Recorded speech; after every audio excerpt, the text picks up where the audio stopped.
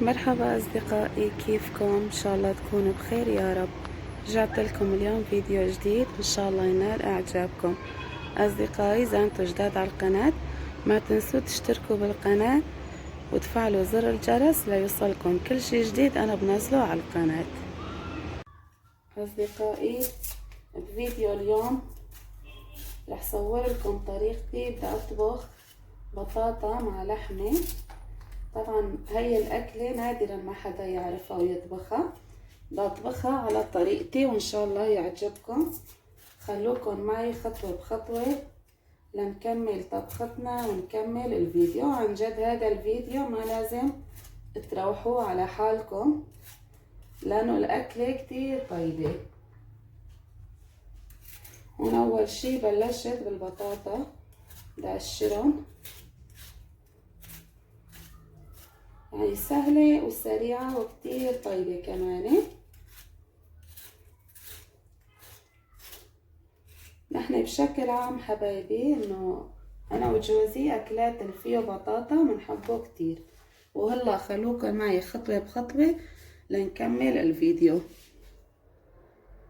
وهلا حبايبي بعد ما قشرت البطاطا فرمتهم غسلتهم كتير منيح وشغلت تحت الغاز.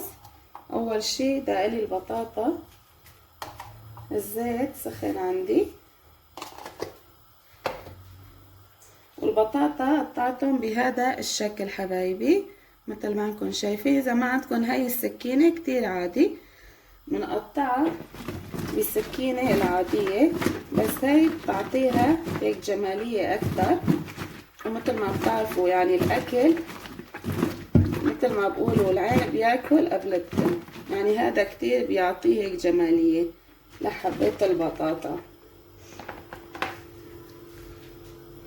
وهلا اصدقائي لبين ما ينقلى عندي البطاطا، عندي هون شوية فطر قشرتهم طبعا ونظفت وتأكدت منهم انه ما فيهم شي.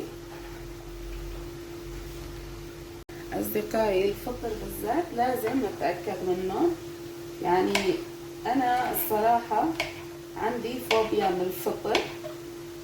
من نحن وصغار امي ما كانت تخلينا نجيب فطر على البيت، لانه بعيدا عنكم عنا بالمنطقة يعني بسوريا مطرح ما كنا ساكنين في عيلة كاملة وقتها تصمموا بالفطر وعيلة كاملة ماتت. من يوميتها يعني من انا وصغيرة انا ما شفت، بس امي كانت انه شايفة كل القصة، لهيك كان انه امي كمان عندها فوبيا من الفطر ما تخلينا نجيب فطر على البيت. وهلا يعني بس عم بجيب الفطر على البيت بحاول يعني اختار احسن نوع، وبرجع يعني بعد ما بجيبه على البيت بتأكد منه كتير منيح، يعني انه هن نضاف وما فيهم شي. ايه والله يعني الفطر شوي حساس، لازم ننتبه من هاي الخطوة. يعني من انا وصغيرة دوما امي كانت انه ما تخلينا نجيب فطر ولا هي تجيب، تقول انه بتخاف علينا، من خوف علينا لا سمح الله انه يصير لنا شي ما كانت تجيب فطر على البيت.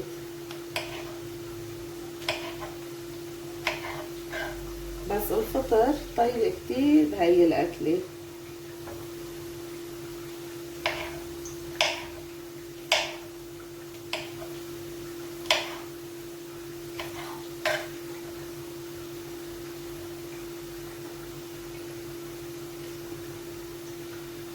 وهون اصدقائي جهزت البصل، حبة بصل وسط، وهون فرمت قرن فليفلة حمرا كمان بحطهم على طرف. وهون اصدقائي خلصت قلي البطاطا، هي اخر وجبة كانت. وطبعا حبايبي بالنسبة للبطاطا قليتهم انه قلية كاملة، يعني استووا على الاخر. هاي اخر وجبة مثل ما انكم شايفين اللون، والبطاطا مستوية على الاخر يعني. وهلا اصدقائي بلشت بالحشو. انا عندي هون مثل ما شفتوا فرمت حبة بصل وقرن فليفلة فرمتهم ناعم. حطيت بالطنجرة شوية زيت، ما كترت له زيت لاني اولي يعني طبختنا قليناها بالزيت البطاطا، ليك ما كترت. وعندي هون كمان حبايبي فرمت حبة بندورة، حبة كبيرة، والفطر. وعندي هون لحمة أصدقائي تقريبا نص كيلو، يعني نصه لحم غنم نصه دجاج، لأنه الطبخة تصير كتير كتيرة وطيبة بنفس الوقت.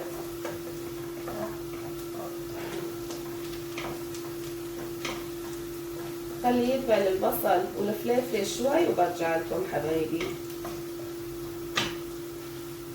وهلا اصدقائي بعد ما دبل عندي البصل والفلفل بضيف عليهم اللحمة.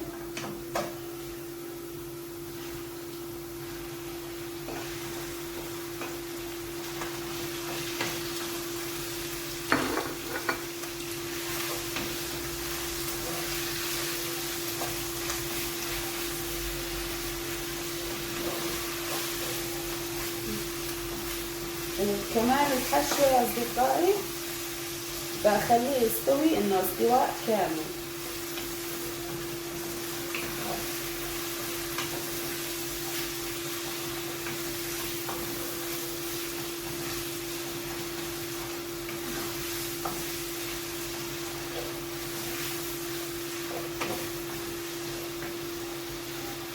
وهلا اصدقائي بعد ما دبل عندي اللحمة حمص شوي، يعني شي 5 دقايق. هلا بحط له البهارات. عندي هون ملح، اكيد الملح حسب الرغبة. وعندي معلقة فلفلة ناعمة، معلقة ونص. نحن بنحب الاكل حد.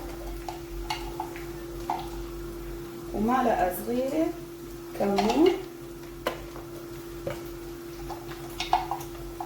وهيك تقريبا شي نص معلقة صغيرة فلفل اسود.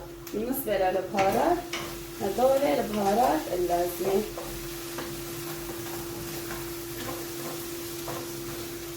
بحركهم هيك شوي كمان مع البهارات.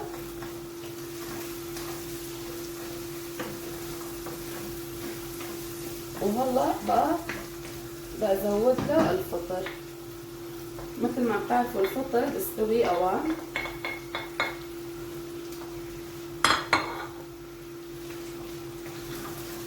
بحركه هيك كتير منيح مع بعض.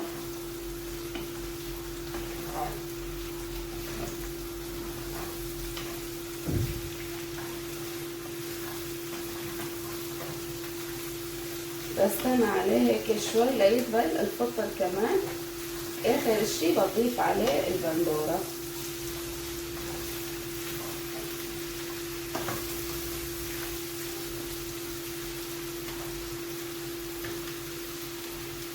وهلا اصدقائي بعد ما دبل عندي الفطر حطيت عليهم معلقة صغيرة دبس فليفل ومعلقة اكل دبس بندورة.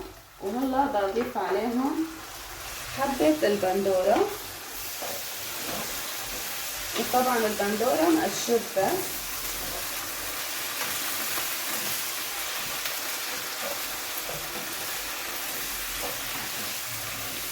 بحركهم كمان شوي.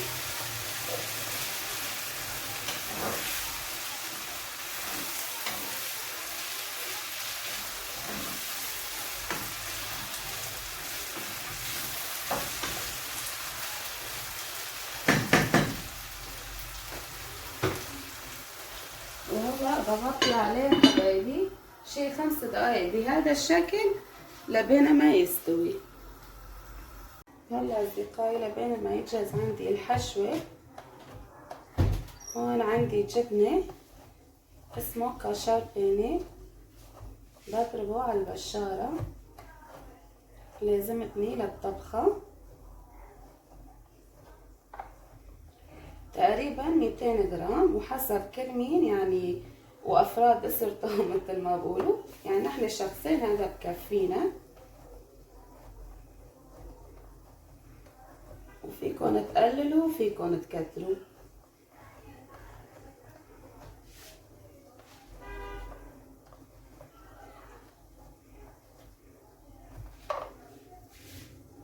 وهيك حبايبي ضربت الجبنة على البشارة. هلا بدي احطه على الطرف لبين ما يجهز كل اغراض طبختي. هلا حبايبي الحشوة صارت عندي جاهزة، طبعا بعد 5 دقايق صار جاهز يعني. هلا بدي اطفي تحته وبعد اطبق طبختي. وهلا حبايبي جينا على النقطة المهمة عندي هون. هذا قالب الكيك اللي له قفل بنفتح وبتسكر يعني. وحبايبي هذا مو شرط يعني مو ضروري، اي صينية فرن عندك بمشي الحال. بقى انا حبيت اساوي بهاد يعني مشان اخد شكل حلو. حطيت تحته طبعا ورق الزبدة، وكمان اختياري يعني ورق الزبدة ما هي ضرورية بس انا حطيت. هون حبايبي جبت الجبنة، بدي اخد هيك شي شوي صغيرة ارشه تحت الصينية. وعندي هون البطاطا اللي قليناهم بدي اصفهم تحت الصينية بهذا الشكل. صدقوني جربوا هاي الاكلة وما رح تندموا، رح تدعولي عليها. وعن جد يعني بتمنى تجربوها حبايبي وتكتبوا لي بالتعليقات مين منكم جربها، لانه الاكلة فعلا طيبة كتير يعني. وحبايبي انا بستخدم ايدي نضاف يعني كل دقيقة بغسلهم يعني مثل اي ست بيت. هيك حبايبي بعد ما صفيت اول صف بطاطا برجع برش عليهم شوية جبنة بهذا الشكل. كمان بدي احط صف بطاطا.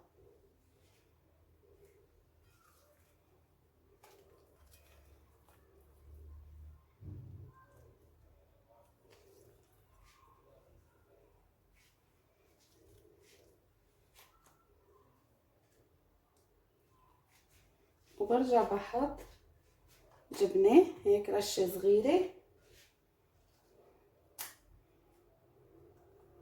وطبعا حبايبي وقت قليت البطاطا ملحتهم انا، لهيك ما رشيت عليهم ملح.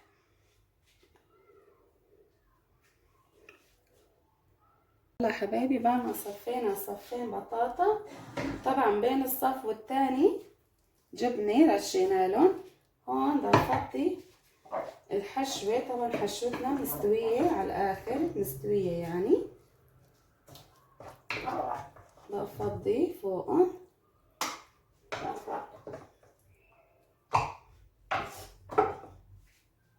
بسم الله.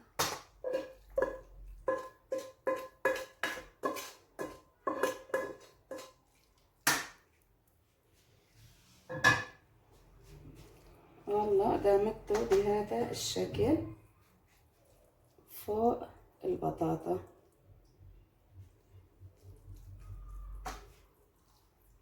الريحة بتشهي حبايبي.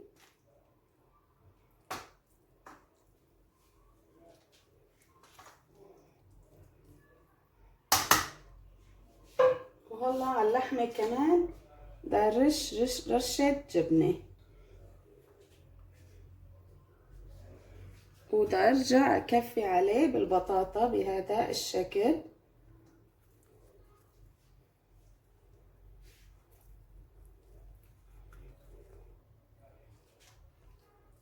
حبايبي بخلص وبرجع لكم. هلا حبايبي هذا اخر صف بطاطا كان. وهلا على الوجه بدي اغطي كله بالجبنة. هي الجبنة اللي بشرته قليلة. هلا بدي ارجع ابشر شوي واحط على الوجه.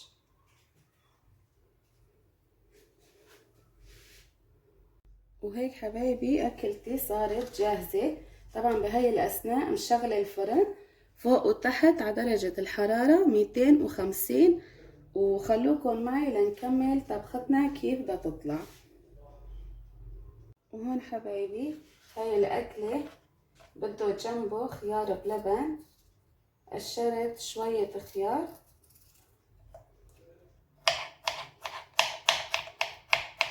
ربنا ما تجهز أكلتي تكون خلصت.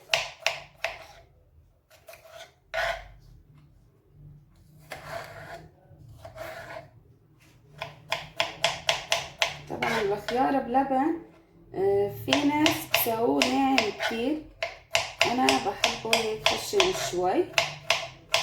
بحس انه الناعم كتير ما بضل طعم الخيار بين اللبن، هيك شوي خشن اطيب.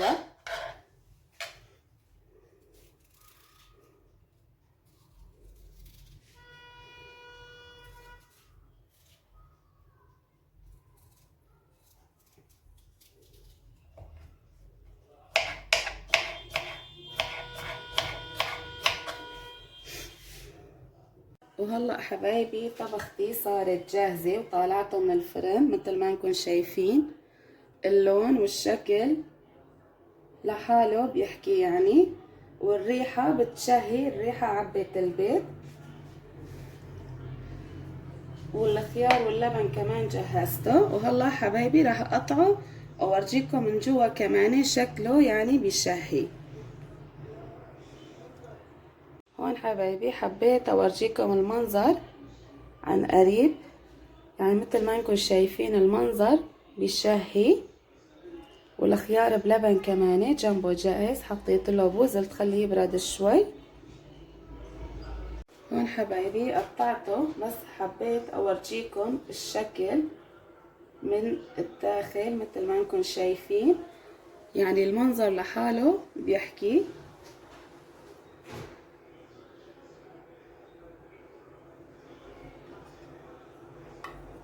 الجبنة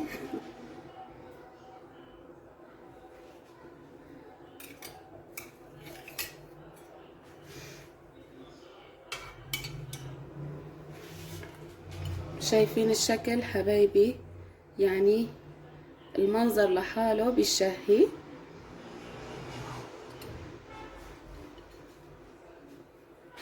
وهيك اصدقائي اكلتي صارت جاهزة، وان شاء الله يكون عجبكم طريقتي بهي الاكلة وبتمنى تجربوها. يعني عن جد الاكلة كتير طيبة، جربوها وما راح تندموا على كفالتي. المنظر لحاله بيحكي، والطعمة ولا اطيب ولا اروع.